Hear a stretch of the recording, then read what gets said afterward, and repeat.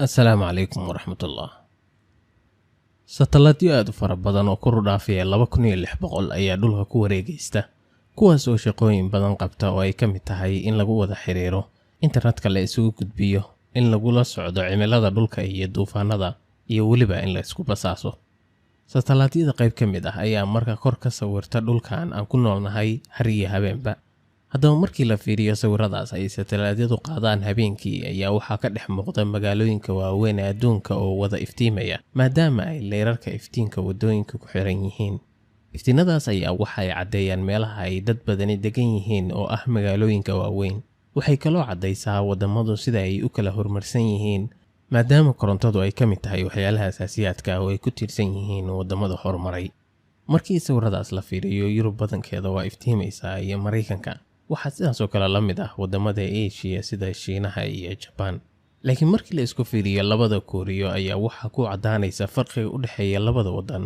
Kuuriyada Koonfureed oo dhan waa wada iftiimaysaa, halka waqooyiga Kuuriyana ay mugdi ku jirto marka laga reebo caasimadda Pyongyang. marka Masar la fiiriyo waxaa ku cadaanaysa in dadku degan yihiin webiga Niilka labadiisa dhinac. qaaradda Afrika ayaa ah marka qaaradda ugu mugdisan, taasoo tusinaysa baahsanaanta saboolnimada ka jirta qaaradda. saynisyahano ka tirsan jaamacadda Stanford ayaa daraasad ay soo saareen waxa ay isbarbardhigeen muuqaalada maalintii ee tusinaya magaalooyinka iyo tuulooyinka lagu nool yahay iyo iftiinka ay habeenadii satalaadyadu qabtaan, iyagoo soo jeedinayay in koronto la'aanta meelahaas ay ka tarjumaysay saboolnimada ka jirta. muhiimadda ay korontadu leedahay ganacsiga iyo kobaca dhaqaalaha wadamada ayaa dawlado badan ku khasabtay inay kabaan dhaqaalaha lagu geliyo korontada, iyadoo wadanka Turkmenistan la sheegay in dadka ku nool ay helaan koronto bilaash ah. markaan dhulka Soomaalida u soo gudbo ayaa magaalooyin farakuturis ah iftiinkoodu ka muuqda satalaadyada. intaan u gudbin magaalooyinkaas ayaa marka hore waxaan wax ka taabanayaa warbixin uu Banka Adduunku ka diyaariyay korontada Soomaaliya. warbixintaas ayaa waxaa lagu sheegay in 15% kaliya dadka Soomaaliyeed ay koronto helaan. sababaha keenana ay ka mid tahay qiimaha korontada oo aad u sarreeya, iyadoo Soomaaliya ka mid tahay wadamada ugu koronto qaalisan adduunka, iyadoo gaarta $1 kilowatt-hourkii.